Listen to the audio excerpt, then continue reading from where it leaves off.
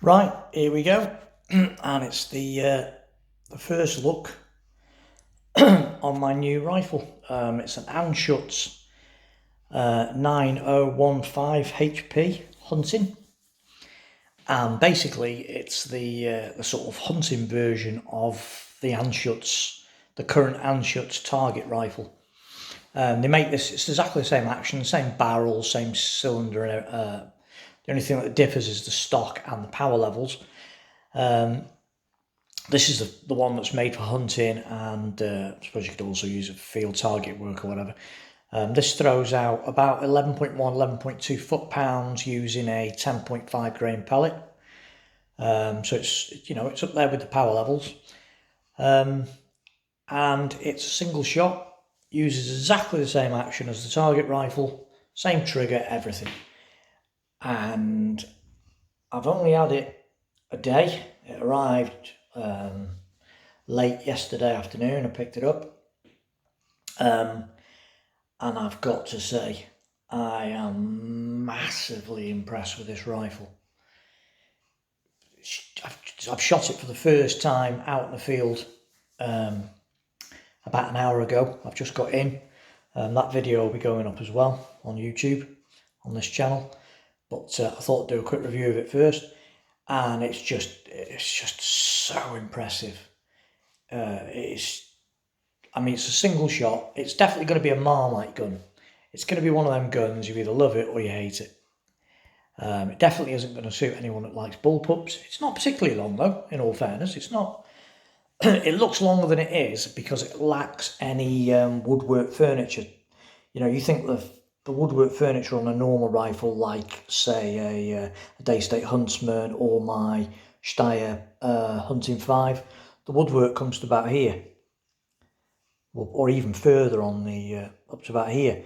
So it makes them look as if they're much shorter, but because the woodwork on this ends at the trigger guard in effect, and you actually use the bottom of the metal here or the carbon fibre tube guide, it does give it a very long look, but it actually is not. It's got a 20-inch barrel, an Anschutz 20-inch barrel. It's quite a chunky barrel. It's not shrouded.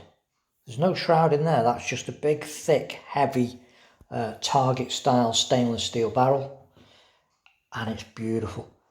On the end here, the barrel itself isn't threaded. The barrel's threaded on the inside, and you get this little adapter here that you screw in, so it screws into the end of the barrel, and on the other end of it, it's got the half-inch standard UNF, so you can put an air stripper on it or a silencer. So let's have a little walk round first, see what we've got. First off, start at the back end. Walnut stock, and it's quite reminiscent of the old Theoben Fenman stocks. They used to make stocks like this back in the day, with a sort of skeletonized walnut stock on the Theoben Fenman. So non-adjustable butt pad, because this is supposed to be the hunting version of it. If you want adjustable stocks and all the rest of it, they make a dedicated field target one, which has got all the gummins on, or they make a HFT one, which has a longer stock and has an adjustable butt pad and a raisable cheek piece. But to keep the weight down on the hunting one, they use this skeletonized walnut stock. Personally, I love this. Suits me down to the ground. Keeps the weight of the rifle down, because some of these HFT and FT specialist rifles are very heavy. So the action on this is all really heavy metal. The action is proper solid. I mean, it's really, really, really solid action on it. You know, we think that stock probably weighs next to nothing, yet it's not a heavy gun. But you know, it weighs 3.1 kilos. Most of that is taken up by this big chunky barrel and this really heavy, beautifully machined action that you've got here. So back to the stock. So walnut stock, skeletonized, pretty much straight drop pistol grip, which is preferred for target shooting. Really nice thumb hole with some nice scallops on the side. checkered slightly to improve the grip. Semi-integral sort of on the trigger guard. Then we come to the trigger, and now I want to say it from the off, the best trigger I've ever shot up to this point were the two day state triggers, the two electronic triggers, the one on the Red Wolf and the one on the Renegade. They were superb, beautiful let off, so light and crisp, and they were probably by far and away the best triggers. The Steyr Hunting 5 came second, and then the others, they're all right, but by far and away the best ones were on the two day states, the electronic day state triggers. Superb, really light, really crisp, beautiful. But this is, it's mental. I mean, it is mental.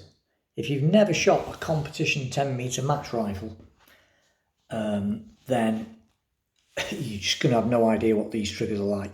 They're like no airgun trigger that comes on a standard hunting rifle. It breaks as low as 50 grams, and it's factory set. From the factory, it comes at 100 grams. That's grams. I think that's 0.2 pounds. So it is light, and not only is it light, but you've got a very short, very light first stage, comes to a clear, crisp stop, but you've got to know where to get. I'm still getting used to it because it's very light. I'm not used to such a light trigger, but I am getting used to it, and it comes to a really crisp stop, and then the shot's gone. It's crazy, crazy light, but for not dangerously light. It's crazy light, but really predictable. It's beautiful, beautiful, beautiful, beautiful. You can adjust it in every way you can possibly feasibly imagine. It's got a fairly straight bar on the hunting version. It's metal with a sort of machined sort of grip to the front, and the trigger is actually offset. It doesn't sit in the centre of the rifle.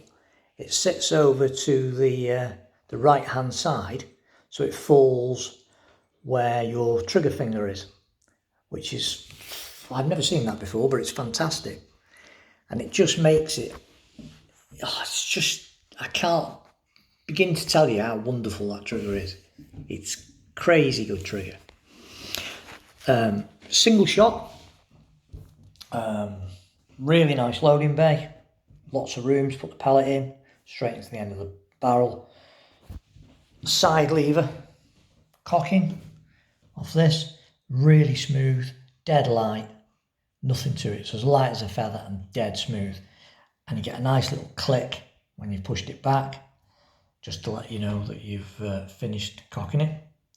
It's really slick, dead smooth, dead slick, really nice feel to it as well. Everything's really well made. It's smooth, the finishing's nice, the anodizing's nice, the laser action on it's nice, everything's really nice.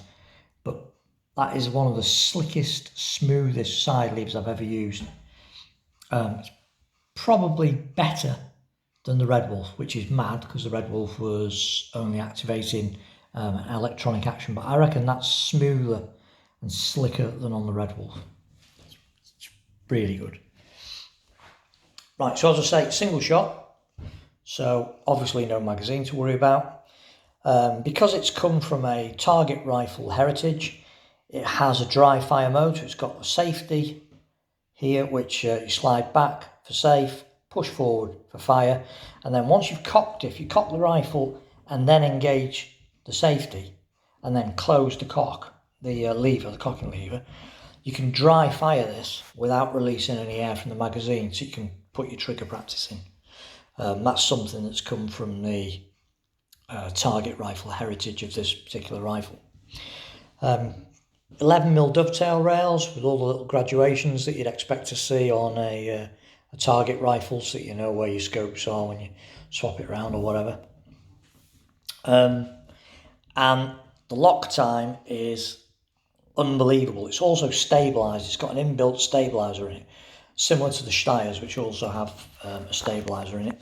And I've always thought that my Hunting 5's got a very dead action, because that's got a stabiliser in it as well. And that's got a fairly dead action, but because that's a semi-auto, you do feel as it cycles the magazine across. So it's not a totally dead action. This has got, I mean, I've never shot a 10-metre match rifle, so to me it's come as a bit of a shock. But it's like totally dead. You know, you pull the trigger and it just goes, and that's it. There's no hammer noise. There's no hammer spring noise. There's no vibration. It's absolutely dead as a doornail. You just pull that slightest little touch on that trigger and bang, the shot's gone and nothing moves. There's no resonance, nothing. It's just really dead. I mean, a lot of that could be due to the, like I say, this is quite a heavy action. You know, that's a heavy action it's sitting in. So no doubt that deadens it down as well. But it's got a really fast lock time and the stabilisers as well. So it's so dead, it's mad. I can scarcely believe you've shot the damn thing. It's ridiculous. Anschutz's own barrel, and as everyone knows, Anschutz make beautiful barrels. You know, they've got a long history of competition winning 10-metre rifles in Olympic rifles, as well as full bore firearms. Their target rifles are world renowned, as indeed are their hunting rifles. And even their earlier attempt at an air rifle way back in the day, I remember it well.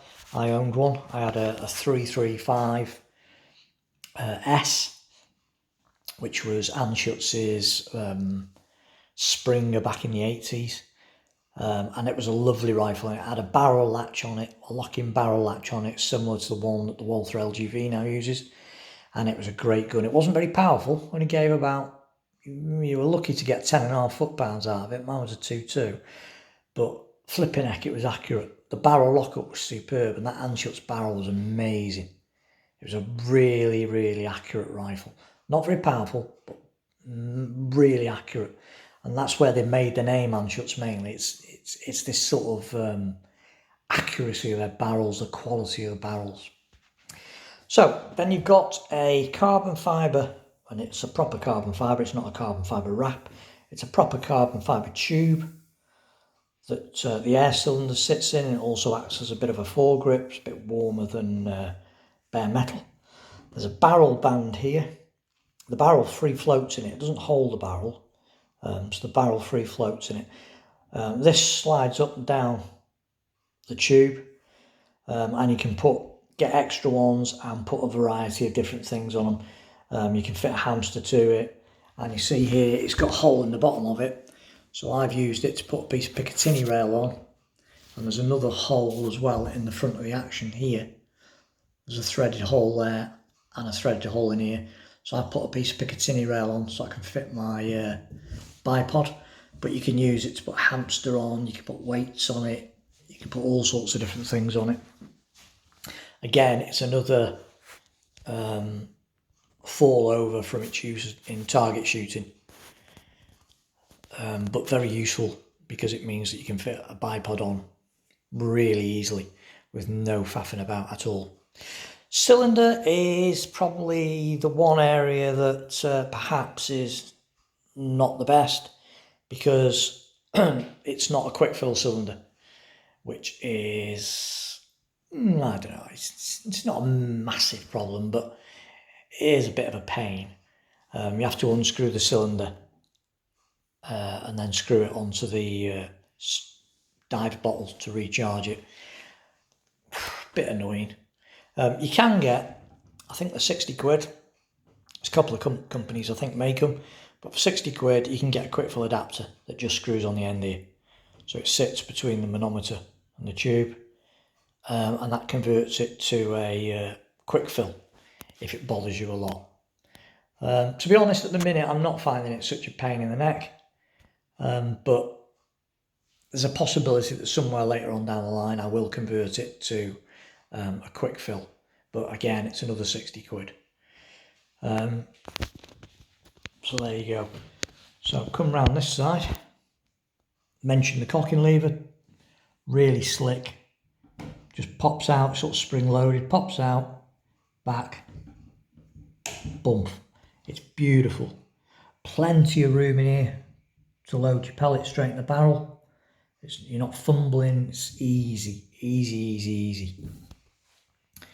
And there you go. So it is right hand dedicated really because of the rollover of the cheek piece. I suppose you could use it if you're left-handed. I'm not sure whether that trigger actually, and you can move that trigger over to the left hand side. I'm assuming you can, because in the target rifles they obviously come in a left-handed version, so you must be able, in fact yes you can move that over if you wanted to onto the other side, or centralise it if it doesn't suit. So there it is, the Anschutz 9015 hunting, and what a beautiful rifle I think it is. It's so well made, and it's so dead. It's like nothing I've ever shot. You know, I've had some top-notch guns. I've got a Steyr Hunting 5. I've had a hunting the Pro X. I've had 2 Day States, the Renegade, and the Red Wolf. Well, I wasn't that keen on the Red Wolf, but the Renegade was a good rifle. I've had Uragans, the compact. I've shot the full length one. I've had air arms that I fitted with the GRP stock. That's a great rifle, 2.2.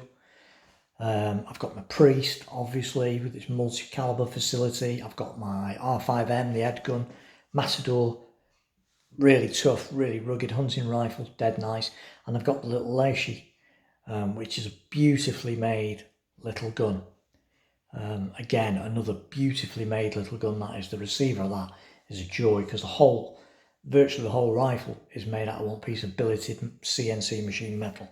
Marvellous.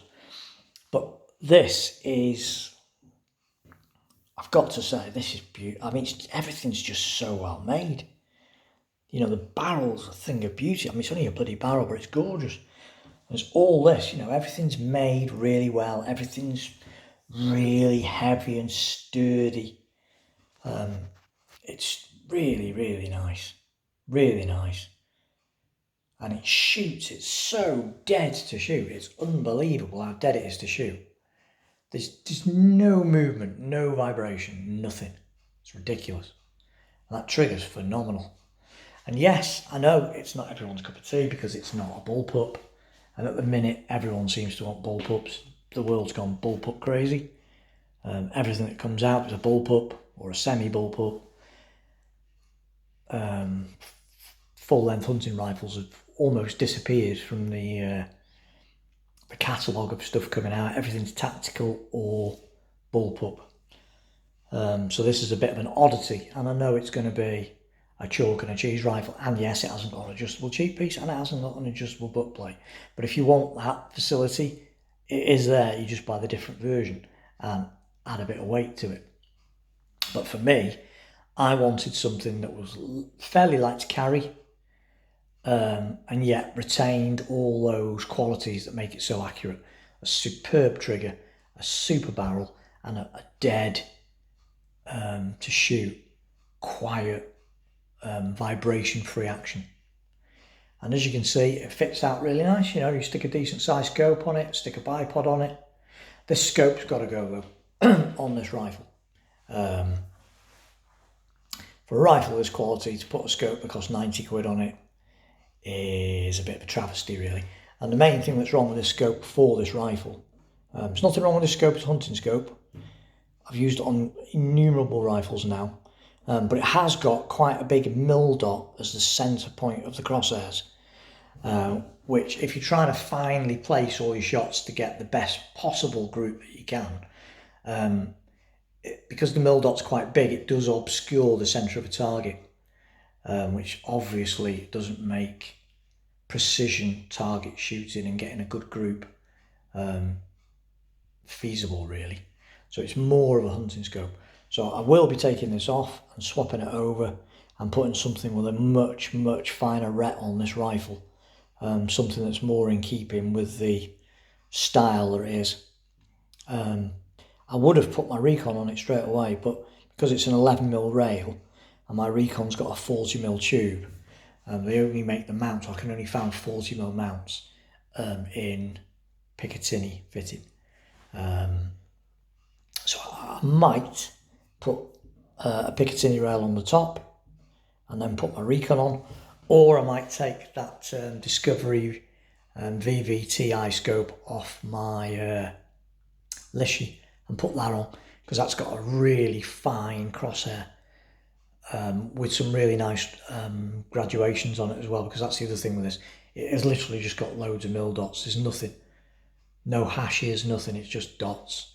So the ret is the only thing that lets that scope down. The image quality is brilliant, and it's got a bit of a fussy eye box as well. But it was the only free scope I had, and I was so desperate to get out and shoot the damn thing that I had to put it on. And to be fair, at 40 yards, it was shooting groups that I could cover with my little thumbnail. And that's from a gun that I'd only just shot. So that was the absolute first time I'd ever fired a pellet through it, other than the sort of 4 shots just to get it zeroed roughly. So massively, massively impressed with this thing. It's not going to be for everyone. It's single shot, so no magazine capacity. It's not got an adjustable cheek piece. It's not got an adjustable butt pad. It's not a bullpup. It's not a semi-bullpup. It's a proper full-on rifle with a 20-inch barrel.